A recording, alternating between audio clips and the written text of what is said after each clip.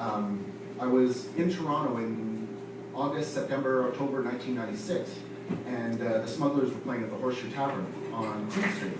So we went down, me and my bandmates went down, saw the show, and during the show, Grant was kind enough to dedicate a song to his friends from Moncton that were there that night. So a small round of applause went up, and before they could get into the next song, a guy shouted. He said, "I'm from Oromocto," which, small world, Toronto, but probably even better was Grant's response of, "Where the fuck is Oromocto?" So anyways, they didn't even give the guy time to respond. And the show ended, and we parted ways without necessarily saying goodbye to the Smugglers. And a couple months later, I arrived home to a postcard from the Rock and Roll Hall of Fame in Cleveland. It's a postcard from Grant, and he says, "Hey, nice to see you in Toronto. That guy ended up chasing me down the alley, and apparently wanted to beat him up for dissing off Moncton." So anyways, without any further ado, ladies and gentlemen, Grant Lawrence.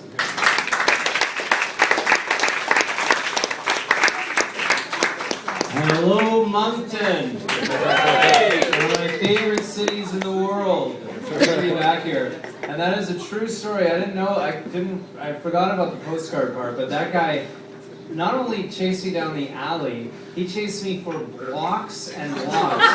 And he was a huge guy, and I thought he was saying Moncton.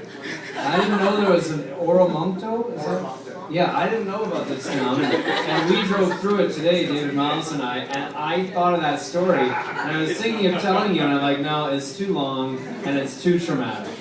But so thank you so much for bringing it up. But anyhow, it's great to be back here in Moncton, the site of some of the greatest rock and roll memories that I have in my entire life.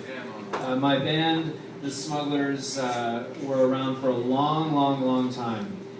For too long, 17, 18 years or something like that.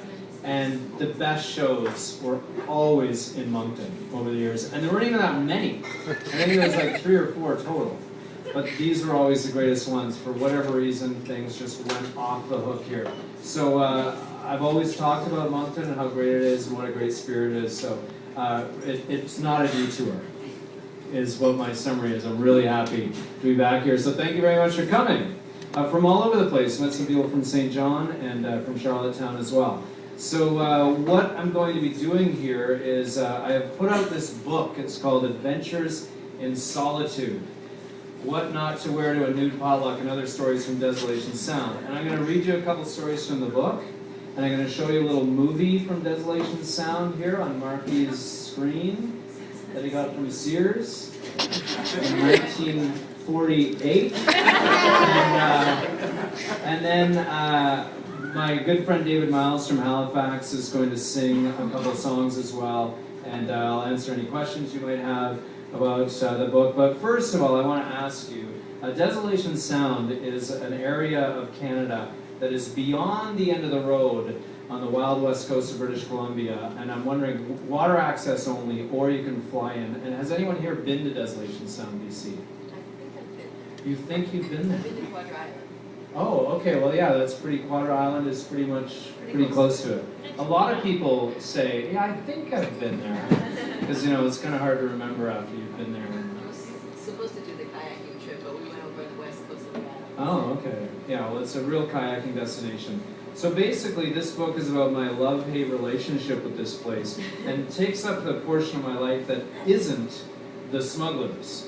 And so when I was a little kid, a nerdy, geeky little kid, my dad was a real adventurer type, and he announced to my sister and I that we were going to get a cabin, a family cottage. And so my sister and I were really into the movie Dirty Dancing at the time, so we're thinking, oh, it's going to be just like that, or it's going to be, what's the Grand Lake? Is that what it's called? Yeah, Grand Lake or Harley Beach. You're thinking, this is what it's going to be like, or Muskoka, classic cottage country. And, kind of like a cross between Dirty Dancing and maybe like Anne of Green Gables. This is what was in our head. When we got to Desolation Sound, we realized it was more like a cross between the Beachcombers and The Shining.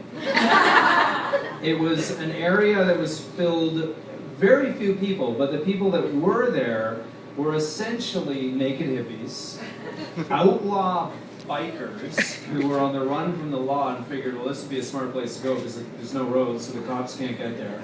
Marijuana farmers, hermits on the edge of being totally deranged, and a few draft dodgers, and us, this totally normal conservative family from Vancouver, and it completely freaked us out.